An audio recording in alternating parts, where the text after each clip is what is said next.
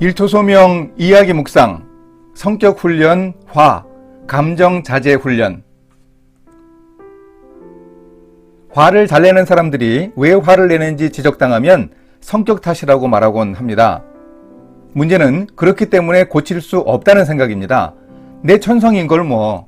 화를 잘 내는 것은 그 사람 성격인데 어쩌겠어. 그러나 화를 잘 내는 것은 안 좋은 습관입니다. 성격이라면 고쳐야 할 성격입니다. 사도 야고보는 말했습니다. 내 사랑하는 형제들아, 너희가 알지니 사람마다 듣기는 속히하고 말하기는 더디하며 성내기도 더디하라. 사람이 성내는 것이 하나님의 의를 이루지 못함이라. 분노는 하나님이 기뻐하시는 바람직한 관계를 제대로 가질 수 없게 만듭니다. 그렇더라도 화를 내는 것을 당장 중단하기가 쉽지 않습니다. 그래서 야고보는 화를 내지 않을 수는 없지만 화를 천천히 내라고 합니다. 구체적인 방법도 제시하고 있습니다. 듣기를 잘해야 합니다. 경청이 중요합니다. 제대로 듣지 않아서 상황도 제대로 파악하지 못하고 분노의 감정을 발산하는 일은 바람직하지 못합니다.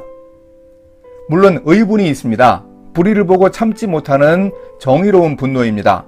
다윗이 골리앗을 보고 떨쳐 일어난 것이 바로 의분입니다.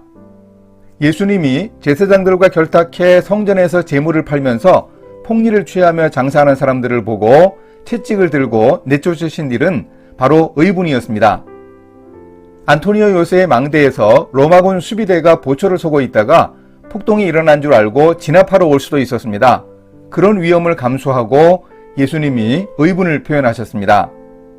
그런데 다윗이 부자였던 나발에게 모욕당하자 그 집안 사람들을 다 죽이겠다며 무장한 400명의 부하들과 함께 출병한 일은 의분이 아니었습니다. 모욕당했다고 칼 빼어 휘두르면 세상 사람들이 남아나지 않습니다. 의분은 그 사람이 세상에 대해 얼마나 관심을 가지고 있는지 확인해 줍니다. 우리는 분노해야 할 때는 분노해야 합니다. 나쁜 침묵이 있습니다. 이것은 무지일 수도 있습니다. 몰라서 침묵하지 말고 배워서 알아야 합니다. 사도 바울은 분노에 대해서 이렇게 교훈합니다. 분을 내어도 죄를 짓지 말며 해가 지도록 분을 품지 말고 마귀에게 틈을 주지 말라. 표현해야 할 분노가 있다고 바울도 지적합니다. 그런데 화를 내더라도 죄를 짓지 말라고 합니다. 분노를 다스리는 방법을 바울은 알려줍니다. 화가 나도 죄를 짓지 않기 위해서는 오래 끌지 말라고 합니다. 분노와 함께 보통 따라오는 죄악된 요소가 있습니다. 욕설이라든지 물리적으로 폭력을 행사하는 것, 지속적으로 문제제기하며 미워하기 등을 하지 말아야 합니다. 해가 지도록 분을 품지 말라는 뜻은 유대인들의 하루 개념에서 다음 날까지 분노를 연장하지 말라는 뜻입니다. 잠자리에서 우리는 하루를 돌아보면서 하나님이 마음을 다스려 주시길 기도할 수 있습니다. 화가 났던 일도 주님께 맡기고 마음을 정리할 수 있습니다. 이렇게 분노를 그날 풀지 못하고 미루면 마귀가 우리를 넘어뜨리고 미혹할 가능성이 많습니다.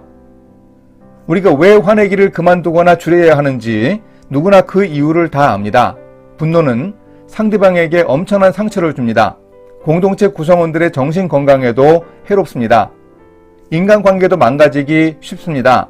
타인과 공동체 사람들만 힘들게 할 뿐 아니라 누구보다도 본인에게 좋지 않습니다. 정신적으로나 육체적으로 다 좋지 않습니다. 그런데도 우리는 화를 버럭 내면서 성격 탓을 합니다. 별것 아닌 문제를 가지고 예민하게 반응하면서 주변 사람들을 놀라게 합니다. 그런 성격이 형성되도록 화내는 것이 습관이 되어버렸기 때문입니다. 그러니 조금씩 습관을 고치기 시작해야 합니다. 노력하면 성격도 바뀔 수 있습니다. 분노의 감정을 폭발시키는 문제는 직장생활은 물론이고 가정에서 부부관계나 부모자녀 관계에서도 마찬가지로 어려움을 줍니다.